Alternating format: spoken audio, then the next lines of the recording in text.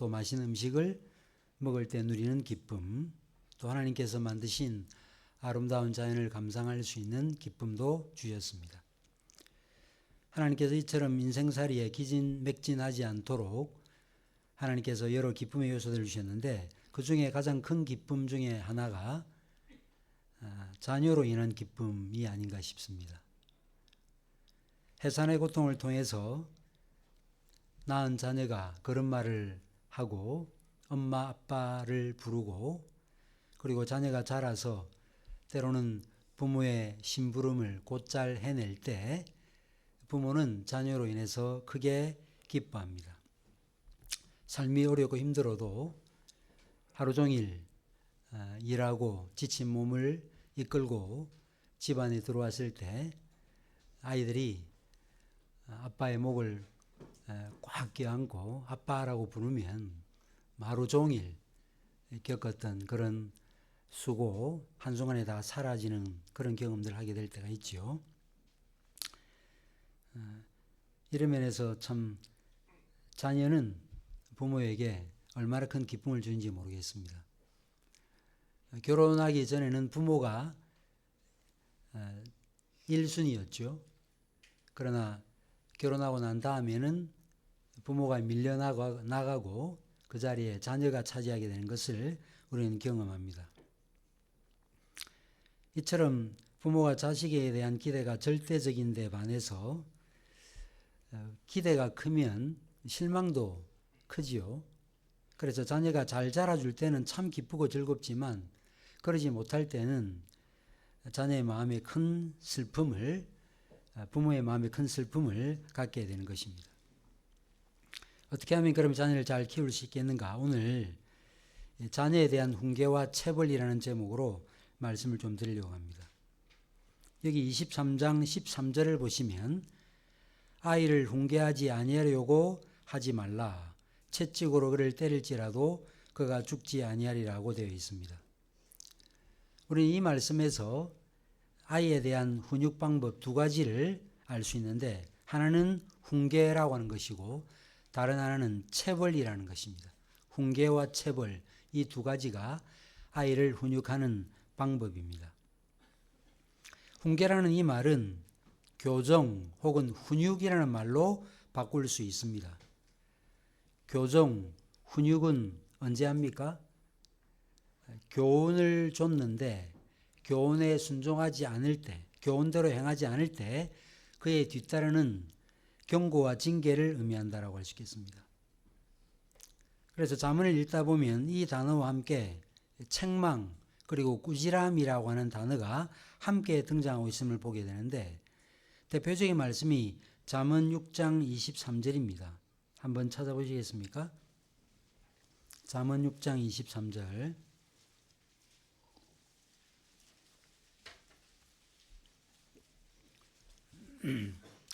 대저 명령은 등불이요 법은 빛이요 훈계 책망은 곧 생명의 길이라고 되어 있습니다.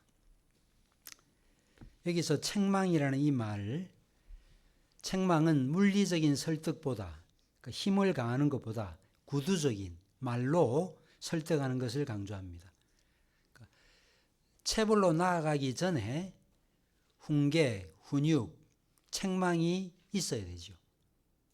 곧바로 체벌로 가면 안 된다는 것을 보여주고 있습니다. 말로 이성과 양심에 호소하는 것입니다. 이게 양육의 방법입니다. 그 다음에 두 번째 방법이 아까 말씀드린 바대로 잘못된 행위에 대해서 물리적으로 체벌을 가하는 것입니다. 체벌에 대해서는 조금 이따가 말씀드리기로 하고 먼저 이 훈계에 대해서 훈육에 대해서 또 책망에 대해서 말씀을 드리려고 합니다. 훈계라는 이 말 앞서도 말씀드린 바대로 교훈에 순종하지 않을 때 뒤따르는 책망과 꾸지람을 의미한다라고 하면 아이를 훈계하지 아니하지 말라 하는 이 말씀은 먼저 뭘 전제로 하는가 하면 부모가 자녀에게 교훈을 했다. 어떤 내용을 가르쳤다는 것을 전제로 하는 것입니다. 부모는 자식에게 마땅히 권위 있는 선생으로서 행해야 될 바를 가르쳐야 되지요. 어떻게 근데 가르쳐야 되는가? 우선 부모가 기억해야 될 것은 자녀는 부모에게 소유물이 아니고 하나님께서 맡겨두신 자녀라고 하는 사실입니다. 여러분들 누가 물건을 맡겨놓을 때 그 맡겨둔 물건을 자기 마음대로 자기 물건처럼 사용하는 분들이 있나요? 그렇게 하지 않습니다. 값이 잘 나가지 않는 물건이라 할지라도 그 맡겨준 사람이 권 있는 사람이라고 하면 사소한 물건이라 할지라도 아주 소중하게 잘 보존할 것입니다. 인격체인 우리 자녀들은 더 말할 것도 없지요.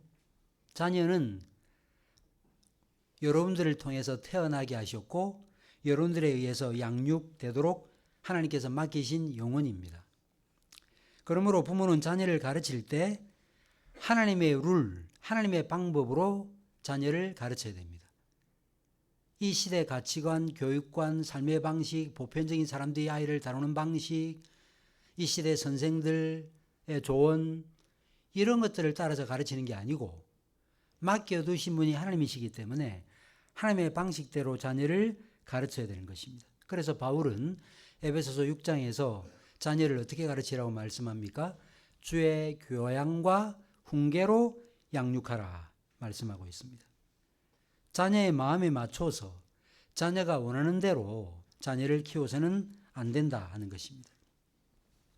우리가 잘 알고 있는 바대로 어린아이들은 어릴 때부터 악합니다. 하나님께서 홍수로 쓸어버릴 수밖에 없었던 이유가 바로 그것이었죠. 마음이 어릴 때부터 항상 악했기 때문이라고 말씀하고 있습니다. 실제로 아이들의 심성을 가만 살펴보면 선한 구석이 없음을 알 수 있습니다. 자기 물건은 말할 것도 없고 자기 물건으로 만족하지 못하고 곁눈질 하다가 다른 친구가 그 물건을 갖고 있으면 그것까지 빼앗아 자기에게로 가져오려고 합니다. 그리고 자기가 하고 싶은 일을 하지 못하게 하면 짜증을 내고 땡깡을 부리지요. 아이들은 결코 선하지 않습니다. 우리 신앙의 선배들은 아이들은 죄송하지만 작은 독사 새끼라 그랬어요. 그럼에도 이 시대 교육의 분위기는 어떻습니까? 이 시대 교육 분위기는 이런 거죠. 분별력 없는 아이들이 원하는 대로 그냥 자유롭게 놔두라. 그리고 간섭하지 말라. 그러면 아이들이 열린 사고를 할 수 있다. 이게 이 시대 교육의 분위기입니다. 물론 이런 주장이 한면으로 맞는 부분이 있습니다. 그러나 그렇다고 해서 버릇없이 구는 아이를 그냥 방치해서는 안 되는 것입니다. 만약 그냥 그대로 버려두면 그 아이의 미래는 뻔합니다. 현재 행동 하나하나는 지금 아이가 하는 그 행동 하나하나는 현재에만 영향을 미치지 않고 미래에도 영향을 미치게 되어 있습니다. 어느 날 갑자기 습관이 되는 게 아니죠. 한 번이 두 번이 되고 두 번이 세 번 되다 보면 습관이 되는 것입니다. 따라서 아이의 잘못된 행동을 그냥 두고 보면 그 무책임한 행동으로 인한 쓴 열매를 자녀도 거둬들이게 되고 부모도 거두어들이게 되는 것입니다. 그래서 성경은 자녀 양육의 책임을 맡긴 부모에게 주의 교양과 주의 훈계로 양육하라고 되어 있습니다. 아이의 바람이나 부모의 바람이 아니고 내 성향이나 내가 양육받은 방식이 아니고 내가 어릴 때 그렇게 양육을 받았기 때문에 그렇게 하는 그런 방식이 아니라 주의 교양과 주의 훈계로 양육하라고 분명히 말씀하고 있습니다. 부모가 가진 가장 큰 책임, 자녀를 한 사람의 인간으로 올바로 양육시켜야 될 책임과 권세를 갖고 있습니다. 그래서 부모는 다시 강조하지만 자녀가 원하는 바가 아니라 하나님의 기쁘신 뜻과 하나님께서 그 아이에게 이루고자 하시는 뜻을 따라서 양육해야 되는 것입니다. 자, 그런데 말씀으로 부지런히 가르치고 양육했음에도 불구하고 부모의 말을 듣지 않을 때는 어떻게 되는가? 말로 설득하고 공고해야 되죠. 처음에는. 다짜고짜 매를 들어서는 안 될 것입니다. 부드럽게 타이르기도 하고 또 책망도 하고 공고해야 될 것입니다. 우리는 아이를 훈계하거나 징계할 경우를 잘 분별해야 됩니다. 예를 들어서 아이가 장난을 치다가 유리창을 깨뜨렸다든지 아니면 커피포트를 발로 차서 쏟아버렸다든지 이런 경우에 어떤 부모들은 이런 행동조차도 왜 이렇게 주의가 산만하냐 그러면서 벌을 주는데, 물론 다 큰 어른이 그렇게 여러 번 한다면 당연히 책망을 받아야 되겠죠. 그러나 어른들도 사실 때로 실수하잖아요. 따라서 이런 행동을 할 때는 화를 내거나 벌을 줘서는 안 됩니다. 그때는 그냥 가볍게 주의를 주면 돼요. 앞으로 이렇게 하면 또 이런 일이 일어나니까 조심해라. 이 정도로 끝내야 되는 것입니다. 부모가 자녀에게 따끔하게 훈계를 해야 될 때는 부모의 권위에 정면으로 도전할 때입니다.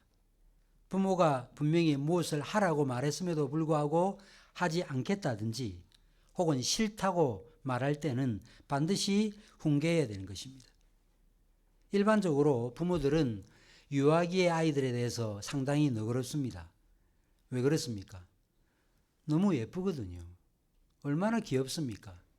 때로는 손을 싹싹 비는 것조차 너무 귀여워서 화를 냈다가 그냥 웃어버리는 그런 경우들도 있을 정도로 자녀들은 참 너무 예쁘고 사랑스럽습니다.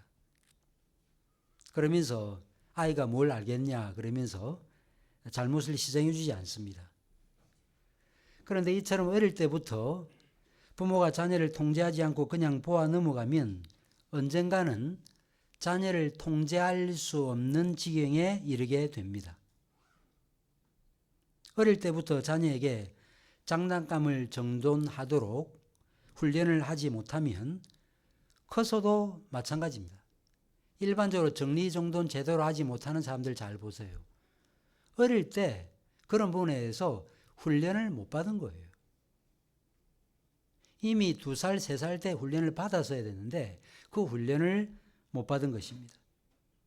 그래서 훈련은 어릴 때부터 시작해야 됩니다.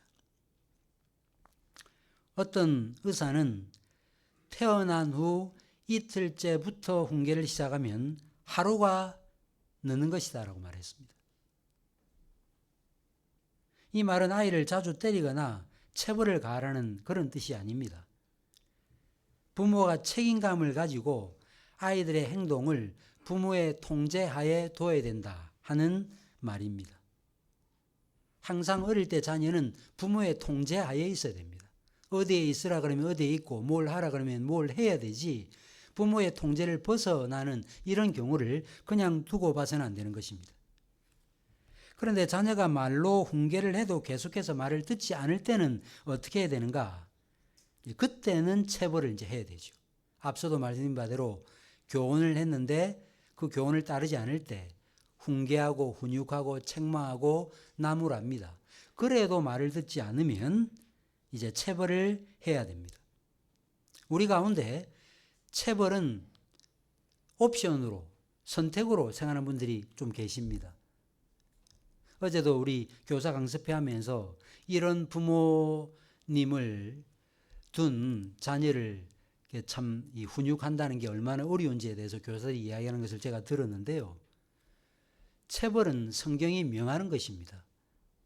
성경이 분명히 체벌을 명하고 있습니다. 그런데 잠언은 체벌은 사랑의 차원에서 실행되어야 될 것을 말씀합니다. 잠언 13장 24절에 매를 아끼는 자는 그의 자식을 미워함이라, 자식을 사랑하는 자는 근실히 징계하니라고 말했습니다. 정말로 자식을 사랑하면 근실하게 징계하게 되어 있다라고 말합니다. 히브리서 12장 7절 이하에 주님은 그 사랑하시는 자를 징계하시고 그 받으시는 아들마다 채찍질 하시니라고 말씀하고 있습니다. 또 우리가 잘 아는 다윗 언약 사무엘하 7장 14절에서 하나님은 어떻게 말씀하셨습니까? 나는 그에게 아버지가 되고 그는 나에게 아들이 되리니 그가 만일 죄를 범하면 내가 사람의 매와 인생의 채찍으로 징계하려니와 라고 말했죠. 그래서 다윗이 잘못했을 때 하나님께서 어떻게 징계했습니까? 압살롬을 통해서 징계했죠. 대적들을 통해서 징계했습니다. 어떤 부모들은 아이들의 행동을 제대로 통제하지 못하고 잔소리만 하는 부모들이 있습니다. 근데 이처럼 잔소리만 하고 체벌을 하지 않게 되면 자제력을 잃게 됩니다. 그리고 나중에 실제로 안 때리게 되는 게 아니고요. 화가 나가지고 아이를 때림으로 아이의 마음에 큰 상처를 입히는 이 잘못을 범하게 되는 것입니다.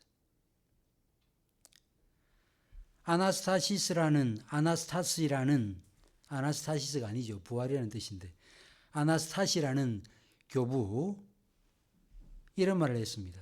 아이의 귀는 등에 붙어 있어서 맞아야 말을 듣는다.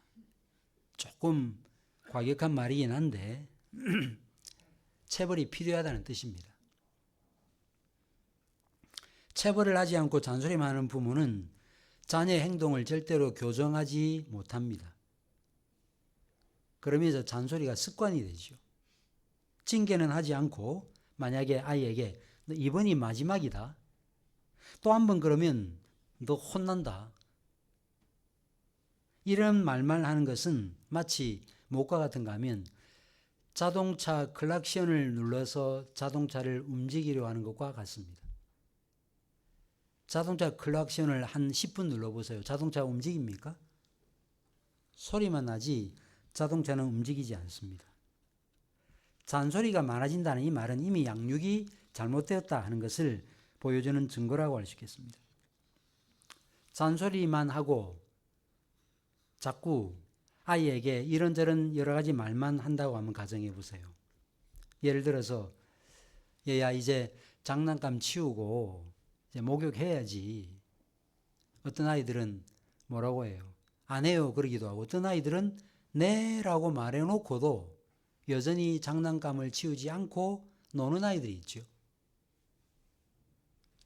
그런 다음에는 뭐라고 말합니까? 대개 부모들이 내가 치우라고 나한테 몇 번 말했어. 너 맞을래? 그러면 아이가 그때서야 장난감을 정도내요. 결국 이런 자녀가 유일하게 반응할 때는 언젠가라고 하면 부모의 감정이 거기에 달할 때예요. 부모의 감정이 거기에 달하면 아이는 말을 듣습니다. 근데 영특한 아이들은 부모가 정말 화가 나가지고 체벌을 하기까지 얼마만큼의 시간이 걸리는지를 잘 압니다. 그래서 지켜보다가 부모가 체벌을 할 순간이 되면 그때 말을 듣습니다. 아이가 그 상황을 다 압니다.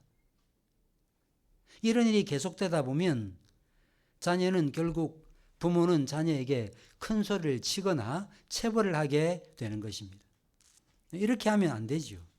제가 늘 말씀드리지만 아이는 말을 들어야 됩니다. 사람의 특징이 뭡니까? 말은 채찍으로 치잖아요. 그죠? 막대기로 치잖아요. 양은 막대기로 치잖아요. 사람은 그러지 않거든요. 사람의 특징은 말을 듣는다는 것입니다. 이게 제일 중요한 것입니다.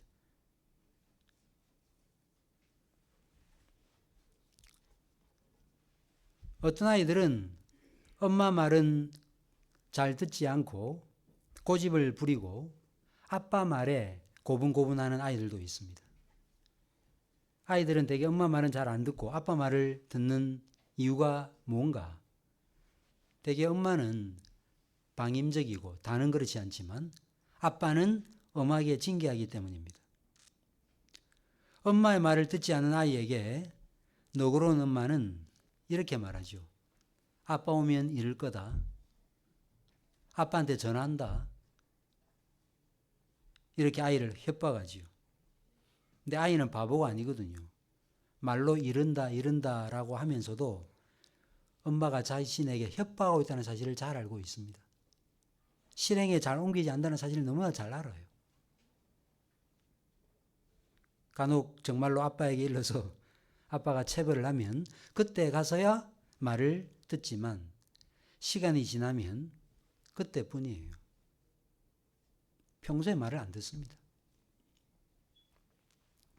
그러므로 부모는 자녀를 말을 내서 듣는 아이로 양육해야 됩니다. 이게 제일 중요합니다. 그러면 때릴 일이 없습니다. 어릴 때부터 그냥 말을 하면 그 말을 듣는 아이로 양육하면 아이를 때릴 일이 정말 없죠. 그런데 말로 설득하고 경고해도 듣지 않으면 어떻게 되는가? 물리적인 징계를 가해야 됩니다. 어떤 부모님들은 아이에게 체벌을 하고 벌을 주면 아이들 기가 죽는다고 하면서 체벌을 반대하는 분들도 있습니다. 이것은 하나만 알고 둘은 모르는 것입니다. 집에서 제대로 훈육을 받아 예의 바르고 남을 배려할 줄 아는 아이로 만들면 그 아이는 나가서 선생님들과 친구들로부터 칭찬과 격려를 받음으로 기와 자존심이 오히려 살아나게 돼요. 반대로 아이를 그렇게 키우지 못하면 아이들은 어떻게 됩니까? 나이동인 친구들도 따돌려요. 쟤 이상하다. 선생님들은 말할 것도 없지요. 따라서 부모들은 자녀들의 올바른 길을 살리기 위해서 사실은 잘못된 길을 꺾을 필요가 있습니다. 잘못된 길을 꺾기 위해서 훈육하고 징계하는 것입니다. 미국에서는 일반적으로 아동에 대한 체벌이 금지되어 있지만 부분적으로는 허용이 됩니다. 어떤 미국 학교에서는 부모의 동의하에 체벌을 할 수 있도록 그렇게 규정을 마련해 놓았습니다. 그리고 특별히 개혁교회 신자들, 보수주의적인 신앙 칼날을 갖고 있는 부모들일수록 체벌을 선호합니다. 그렇다고 체벌을 마음대로 하면 안 되지요. 어떤 부모들은 회초리로만 모든 문제를 해결하려고 하는데 이것은 분명 잘못된 것입니다. 여기 23장 13절에 이렇게 되어 있죠. 채찍으로 그를 때릴지라도 죽지 않는다. 이 말씀을 문자적으로 이해하면 어떻게 적용할 수 있을까요? 죽을 정도로 때려야 된다. 이렇게 적용해야 될까요? 근데 만약에 정말 때릴지라도 죽지 않는다라는 이 말씀을 문자대로 적용해서 채찍으로 아이를 계속 때리면 아이는 반드시 죽습니다. 잠언은 망고불변의 진리가 아닙니다. 제가 기회가 되면 잠언 설교를 할 때 말씀을 드리겠지만 잠언의 말씀은 적절한 시간과 적절한 상황에 맞는 진리예요. 일반 진리가 아닙니다.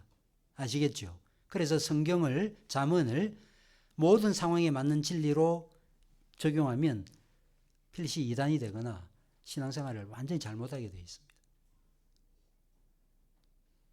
예를 들어 보증 서지 말라 이 말씀을 문자대로 적용하면 다른 사람 돈 못 빌려주고요. 또 사람 보증을 서지 못하게 됩니다. 근데 그 말은 실제로 어떤 경우에도 보증 서지 말라는 뜻은 아니거든요. 그 말은 무슨 말입니까? 우리는 우리를 보증할 만한 존재가 못 된다. 인생은 믿을 만한 존재가 아니라는 것을 보여주는 거지 어떤 경우에도 보증 서지 말라는 말이 아닌 거죠.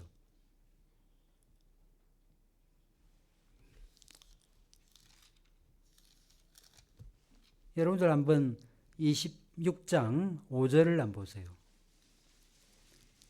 잠언 26장 5절, 4절, 5절을 보세요.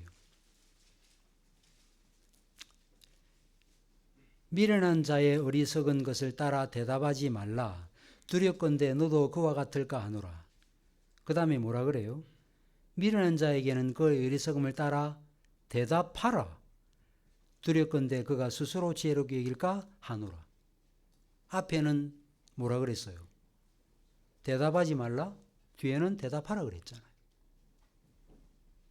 그러니까 상황에 적절한 상황에 해당될 때는 미련한 자의 말에 대답을 해야 되고 어떤 경우에는 대답하지 말아야 됩니다. 말이 안 되는 말을 할 때는 대답할 필요 없어요. 그래서 우리가 이 말씀을 문자대로 적용하면 안 된다 하는 것입니다. 잠언 23장 13절 14절 말씀은 매질이 자녀를 때 이른 죽음에 이르게 알릴 수 있는 행동에서 건져낼 수 있다, 그런 뜻입니다. 매질은 허용되고 유익할 수 있다, 그런 뜻이지 매질이 모든 문제 해결책이다, 그런 이야기를 하는 게 아닌 것입니다. 무엇보다 지금 잠언 기자가 여기서 말하고자 하는 주제는 체벌이 아닙니다. 13절에 아이를 훈계하지 아니하려고 하지 말라, 이렇게 돼 있잖아요. 훈계하지 아니하려고 하지 말라. 이것은 잠언 기자가 다루는 주제가 아이를 훈계하지 않으려는 태도임을 보여주고 있습니다. 그러니까 훈계할 것인가 훈계하지 말 것인가 여부가 아니고 훈계하지 않으려는 태도에 대해서 지금 논하고 있는 거죠. 훈계하지 않는 태도가 옳지 않다는 것을 말하는 것이지 훈계 정당성을 말하고 있는 것은 아니다는 것입니다. 그래서 12절에도 훈계라는 단어가 나오지요. 훈계에 착심하며 지식의 말씀에 귀를 기울이라고 되어 있습니다. 그리고 좀 지나서 23절을 보시면요. 지혜와 훈계와 명철을 사기만 하고 팔지는 말라고 되어 있습니다. 사기만 하고 팔지 말라는 말이 무슨 뜻인지 아시겠죠? 이것을 항상 간직하라는 말이죠. 이름에서 훈계란 자녀를 때리는 육체의 징계를 의미하지 않고 사실은 인생의 길에서 올바른 삶을 살 수 있도록 가르치는 넓은 가르침을 의미한다라고 할 수 있겠습니다. 그래서 여기서 핵심은 훈계입니다. 그래서 훈계의 중심은 여호와를 경외하는 것입니다. 그러니까 아버지가 아들을 어떻게 가르쳐야 된다는 이야기입니까? 여호와를 경외하는 자녀로 가르쳐야 된다라는 그런 뜻입니다. 그래서 여호와 신앙을 갖도록 하기 위해서 훈계하지 않는 이 잘못을 범해서는 안 된다라는 말을 하고 있는 것입니다. 그럼에도 이런 잘못을 범한 사람인데 그 사람이 누구냐라고 하면 여러분들 잘 아시는 다윗이죠. 압살롬이 자신의 사랑하는 누이 다말을 죽인 암논을 죽였습니다. 다윗은 압살롬을 어떻게 키웠는가? 어떻게 하다가 이 압살롬이 암논을 죽이게 되었는가? 열왕기상 1장 6절에 이런 말이 나타납니다. 압살롬은 다윗으로부터 내가 어찌 이렇게 하였느냐는 책망을 한 번도 받지 않았다라고 되어 있습니다. 그래서 결국은 압살롬이 얼마나 비참한 최후를 맞이하는지 우리는 잘 알고 있습니다. 그러므로 우리는 자녀를 훈계해야 됩니다. 그리고 불순종할 때는 채찍을 사용해야 되는 것입니다. 잠언 22장 15절에 아이의 마음에는 미련한 것이 얽혔으나 징계하는 채찍이 이를 멀리 쫓아내리라고 말했습니다. 채찍이 미련함을 쫓아낸다고 말했습니다. 그래서 악한 행동, 잘못된 행동에 대해서 징계하지 않는 것은 그것을 행하라고 명령한 것과 똑같습니다. 하면 안 돼라는 말만 하고 징계하지 않으면 아이는 실제로 해도 돼라고 그 메시지를 듣게 된다는 거죠. 아, 해도 되는구나 생각을 하게 되는 것입니다. 그래서 따끔한 체벌이 필요하다 하는 것입니다. 성질을 부리는 아이들이 있잖아요. 몇 번 따끔한 체벌을 하면 그 나쁜 버릇 없앨 수 있습니다. 저희 첫째 아이가 기어다닐 때 어떤 장난을 쳤는가 하면 옛날 그 쌀 두지가 있었잖아요. 쌀 두지. 옛날에 이렇게 1인분, 2인분, 3인분 이런 게 있었죠. 이렇게 턱 누르면 1인분, 2인분, 3인분. 근데 거기 밑에 있었거든요. 그러니까 기어다니면서 이걸 누르는 거예요. 그러니까 제 아내가 하지 마라 이렇게 이야기했는데 계속 몇 번 하지 마라 했지만 그걸 계속 눌렀어요. 장난감을 가지고 놀면 되고 이런 장난은 칠 필요가 없다라고 말했지만 아이가 눌렀어요. 결국 아이를 때렸습니다. 그 다음부터는 단 한 번도 하지 않아요. 소천하신 안철수 장로님이 계시잖아요. 안철수 장로님이 그 오디오를 아주 좋은 걸 가지고 계시죠. 정말 뭐 예전 같으면 집 한 채 값 정도 되는. 근데 그 복잡한 기기가 있지 않습니까? 그러니까 손주들이 그렇게 만지잖아요. 그죠? 장로님이 손주들한테 다른 거는 만져도 이거는 만지면 안 돼. 안 돼, 안 돼. 몇 번 주의를 주니까 손주들이 한 번도 만지지 않았다는 거예요.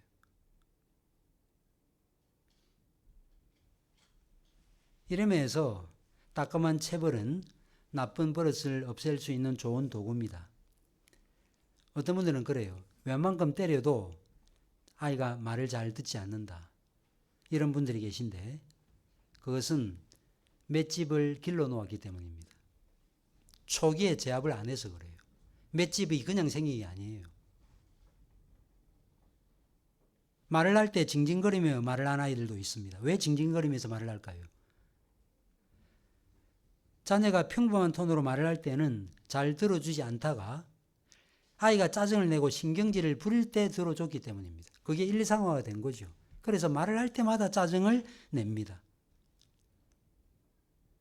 우리는 아이가 한 번 말하면 당장 들어줄 수 있는 것은 즉시 들어줘야 됩니다. 반면에 들어줄 수 없는 것은 아무리 때를 써도 들어주지 않아야 됩니다. 만약 아이가 징징거리면서 말하면 부모는 네가 징징거리면서 말을 하기 때문에 내가 도대체 무슨 말을 하는지 못 알아듣겠다라고 말을 하고 아이가 정상적으로 또박또박 자기 말로 말할 때만 아이의 요구를 들어줘야 되는 것입니다. 제가 체벌에 대해서 말씀을 조금 더 드리려고 합니다. 자, 근데 말을 해도 말을 듣지 않을 때 체벌을 해야 된다고 말씀을 드렸는데 어떻게 해야 되느냐? 체벌은 잘못에 맞게 해야 됩니다. 이게 제일 중요하죠. 재판관들이 하는 일이 뭡니까? 잘못의 무거움에 해당되는 만큼 벌금형, 징역형을 매기죠. 이게 제일 중요합니다. 그러지 않으면 아이들은 억울해합니다. 너무 부당하거나 가혹하게 징계해서도 안 되고 너무 벌이 가벼워서도 안 됩니다. 그래서 부모는 자녀에게 미리 오리엔테이션을 해서 한계를 알려주고 그 한계에 따라서 신실하게 체벌을 해야 됩니다. 물론 당연히 사랑으로 체벌해야 되죠. 징계가 사랑으로 행해지지 않으면 통제된 분노 가운데 자녀를 체벌하지 않으면 아이의 영혼이 망가질 수 있기 때문입니다. 그래서 잠언 19장 18절에 내가 내 아들에게 소망이 있은즉 그를 징계하고 죽일 마음은 두지 말지니라고 말했습니다. 적어도 아이를 징계할 때 마음에 격한 마음, 격한 분노를 가지고 아이를 징계해서는 안 된다는 것입니다. 이렇게 체벌을 할 때 주의해야 될 것은 반드시 회초리나 매를 사용해야 된다는 것입니다. 막대기를 사용해야 돼요. 간혹 손으로 자녀를 징계하기도 하는데 손은 반드시 사랑의 도구로 사용되어야 됩니다. 체벌의 도구로 손을 사용해서는 안 됩니다. 만약에 부모가 손으로 아이를 몇 번 체벌하잖아요. 그러면 기저귀를 걸려고 손을 들면 아이는 딱 피합니다. 때리는 줄 알고.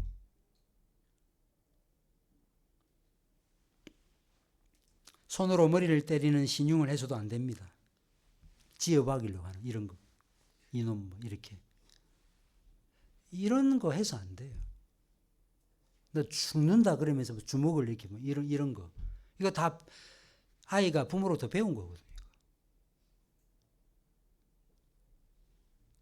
매는 어릴수록 효과를 봅니다. 어릴 때 때리면요, 때릴 일이 없습니다. 사실은 4학년 정도 이상 되면 때릴 일이 없어야 돼요. 아이가 크면 그때는 이미 늦었기 때문에 더 이상 매로 아이를 징계해서는 안 되고 말로 문제를 해결해야 될 것입니다. 아이를 징계하는 방법 중에 또 하나는 벌을 주는 것입니다. 어린아이는 매로 다스려야 되지만 말귀를 알아듣는 아이가 되면 그때는 벌을 주는 게 좋습니다. 매는 어릴 때가 좋고요. 벌은 좀 커서 말귀를 알아들을 때 벌을 주는 게 좋습니다. 예를 들어서 옷을 제자리에 걸어놓지 않으면 옷을 벗고 제자리에 거는 동작을 2번 반복하게 한다든지, 식사를 하고 빈 그릇을 싱크대에 갖다 놓으라 그랬는데 말을 듣지 않으면 같은 일을 1-2번 반복하도록 한다든지, 하여튼 아니면 자문 말씀을 크게 소리를 내서 읽도록 한다든지, 이런 방법들을 사용할 수 있을 것입니다. 물론 체벌도 필요하지만 보상도 필요합니다. 그런데 보상해 주겠다는 기간이 너무 길어서도 안 될 것입니다. 아이에 맞는 수준, 아이의 수준에 맞는 기간이 설정되어야 될 것입니다. 체벌을 하며 아이를 키우면 주위 사람들이 너무 엄격하게 키운다라고 불평하거나 그러지 말라고 책망하는 분들도 없지 않습니다. 그러나 그리스도인들은 이런 비난에 위축될 필요가 없습니다. 왜냐? 죄성을 가지고 태어난 아이, 징계가 필요하기 때문입니다. 우리도 징계를 받잖아요. 아무리 자녀가 귀엽고 사랑스러워도 죄를 지을 때는 그 죄에 대해서 반대편에 서 계신 하나님의 입장에서 그 아이를 다뤄야 되는 거죠. 그래야 음부에서 구원할 수 있다 하는 것입니다. 믿는 부모들이 자녀를 훈계하고 징계하는 목적은 훌륭한 사람 만드는 게 아닙니다. 아이를 음부에서 구원한다, 하나님의 구원받은 백성이 되게 한다라는 그런 뜻입니다. 그래서 신자는 항상 궁극적 목표를 어디에 둬야 되는가? 구원받은 신자, 회심한 신자가 되는 것입니다. 아이가 회심하면 그 다음에는 내 삶의 귀한 동력자가 돼요. 내 마음을 헤아려주고 영적 교통, 성도의 사귐이 가능합니다. 밤새도록 2, 3시간 이야기해도 할 말이 있습니다. 아이의 영혼이 거듭나는 것보다 더 중요한 일은 없다는 사실을 꼭 기억해야 될 것입니다. 대부분의 부모들, 자기 자녀를 제대로 알지 못합니다. 어떻게 보면 객관적으로 아는 분들은요, 학교 선생님이고 교회 학교 선생님이에요. 부모의 눈으로 봤을 때 아이가 이런 아이들이다라고 생각을 하는 것, 그것은 사실은 착시 현상일 가능성이 많습니다. 그래서 우리 교회 학교도 그렇고 기도학교 선생님도 그렇고 부모하고 상담할 때 제일 어려운 게 뭐냐면 자녀의 객관적 행동, 일주일 동안에 객관적 행동을 가지고 말을 할 때 부모가 자녀에 대해서 이 교사가 갖고 있는 생각하고는 전혀 다른 생각을 갖고 있을 때 이때 제일 힘든 거예요. 한마디를 딱 하는데 방음막을 딱 치는 말을 딱 하면 뭐라고 이야기하기가 힘든 거예요. 그러시면 안 됩니다. 객관적으로 듣고 어떤지 듣고 내 아이가 이런 부분이 있구나 들어야 되는 거예요. 잠언 기자는 아이를 잘못 가르쳐줄 때 부모를 업신여길 수도 있고 조롱할 수도 있고 저주할 수도 있다라고 말을 합니다. 어린아이가 살인죄를 저지르지 않는 것은 어른보다 착해서가 아니고 그럴 만한 힘과 능력이 없기 때문에 그래요. 그래서 아이를 뒤로 이렇게 밀치는 이런 행동들 절대 해서는 안 된다. 한 번이라도 하면 절대 그런 행동해서는 안 된다. 아이기 때문에 그냥 넘어가고 이래서는 안 되는 거예요. 부모는 항상 인간의 죄성이 어떻게 나타나는지를 주의해보고 그런 죄의 성향이 드러날 때마다 항상 훈계와 채찍으로 다스려야 된다는 사실을 꼭 기억하고 건실하게 훈계하는 우리 부모님들이 되시기를 간절히 바랍니다. 하나님 아버지, 저희가 자녀에 대한 훈계와 또한 체벌을 어떻게 해야 될 것인가를 말씀을 통해서 잘 가르침 받았습니다. 주의 교양과 훈계로 양육하고 그 가르침을 따르지 않을 때 적당한 방식으로 책망하고 훈육하고 꾸질하고 나무라고, 또 그럼에도 불구하고 말을 듣지 않을 때 성경적 방식으로 체벌하는 이 일이야말로 자녀를 지옥에 입성시키지 않고 천국에 들어가게 만드는 가장 좋은 비결이라는 사실을 꼭 기억하고 일반적인 사람들이 목표하고 지향하는 바를 따라 자녀를 양육하지 않고 성경이 말하고 지향하는 바를 따라 자녀를 잘 양육할 수 있도록 우리에게 지혜와 명철을 더하여 주시옵소서. 예수 그리스도의 이름으로 기도하옵나이다. 아멘.